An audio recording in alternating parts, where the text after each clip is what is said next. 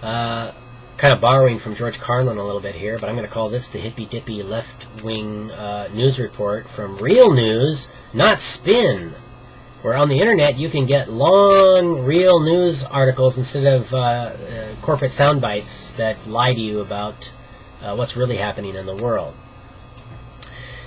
This is from Care 2 on the internet, and this is a blog titled Social Security and Jobs at Risk While Financial Reform Makes Headway, posted by Cynthia Samuels 16 hours ago, and written by Zach Carter from Media Consortium. He's a blogger. Two critical Wall Street reforms, once declared dead by U.S. megabanks, are suddenly close to congressional approval. As the House and Senate iron out the differences between their financial overhauls, it now appears that lawmakers are finally willing to ban banks from gambling with taxpayer money by implementing a strong Volcker rule, and to end taxpayer subsidies for risky derivatives operations. These reforms will help stabilize the U.S. economy by clamping down on the naked speculation that drove financial markets off a cliff in 2008. But while lawmakers are finally waking up to the economic and political necessity of strong Wall Street reforms, conservatives have blocked key efforts to ease unemployment. President Barack Obama appears ready to surrender to an assault on Social Security later this year. Obama. Derivative of what?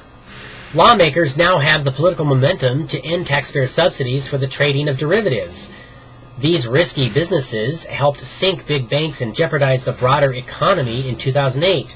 These reforms would be a giant step towards reclaiming the U.S. economy for ordinary citizens, and they would fly in the face of opposition from both Wall Street and Treasury Secretary Timothy Geithner.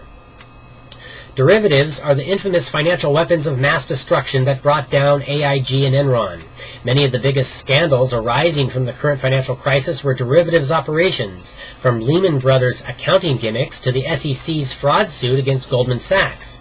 By allowing traditional commercial banks to sell derivatives, the U.S. government actually subsidizes the entire market, encouraging speculation and ramping up risks across the economy. And again, this is paid for by you and me, the taxpayer.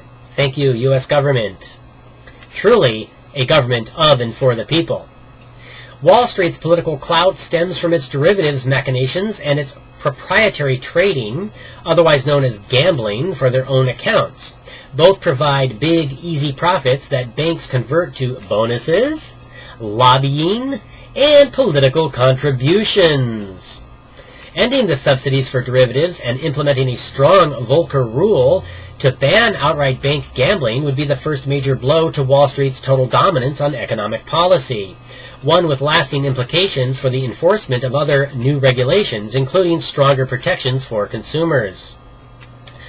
Debtors' prisons. Oh boy, here it comes. Plenty of economic battles will remain after this year's congressional contest over Wall Street, as Annie Lowry emphasizes for the Washington Independent. Authorities in several states are actually throwing people in jail for failing to pay off credit cards and other debts. Lowry highlights a story and study by the Minneapolis Star-Tribune, which reveals that as the recession has deepened, judges have been ramping up arrest warrants for people who don't pay their debts. In Minnesota alone, 845 people were arrested for being in debt in 2009, up 60% from 4 years ago.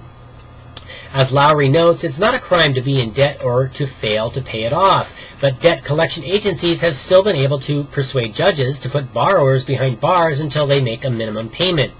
This is a total abuse of the justice system and a waste of taxpayer dollars. Sometimes borrowers just can't pay. That's the dominant risk involved in banking, and being able to figure out who can pay and who can't is the job of a banker, not a police officer. Debt collectors, by contrast, purchase debts at a discount precisely because it is unlikely that borrowers will be able to pony up. If they can't, that isn't the business of a criminal court.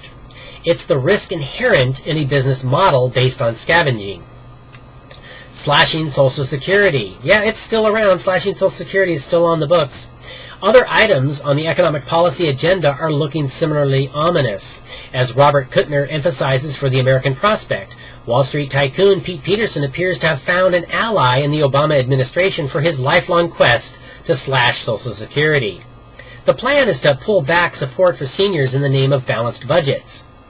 These cuts will be totally counterproductive economically, as would the corresponding middle-class tax hike and domestic spending freeze that Peterson is pushing for. The real fight over Social Security is still a few months away, but as Grit TV's Laura Flanders notes in an interview with Senator Bernie Sanders, Democrat, Vermont, deficit hysteria has already infiltrated contemporary policies. Republicans and conservative Democrats are using the deficit as an excuse to deny people the most basic social services, like unemployment benefits and health care payment assistance for the unemployed. More on the deficit problem. As the editors of The Nation note, there is no short-term U.S. budget deficit problem. Interest rates on U.S. Treasury bonds are at record lows. Anybody who claims to be worried about the deficit is really worried about the long-term implications, and those long-term issues have big-picture long-term solutions. The single most critical variable in budget calculations is the increasing rate of healthcare costs, but the bloated defense budget and low tax rates for big corporations and healthy individuals, who are also a target. Healthy? Did I say healthy? I mean wealthy individuals, who are also a target, skimping on unemployment benefits or refusing federal aid to hire teachers and cops doesn't help those long-term issues one bit. Cutting government spending and social services during a recession seriously threatens economic recovery.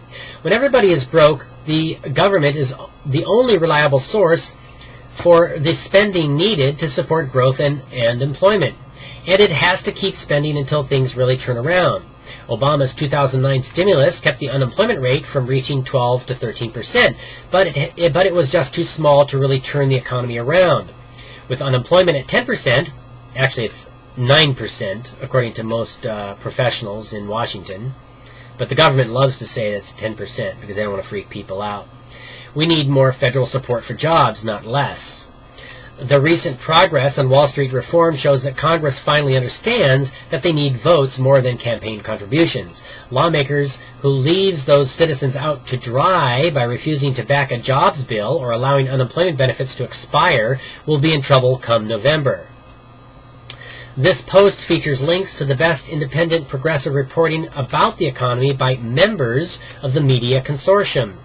It is free to reprint. This is a project of the Media Consortium, a network of leading independent media outlets. Thank you very much. Hey, stop that.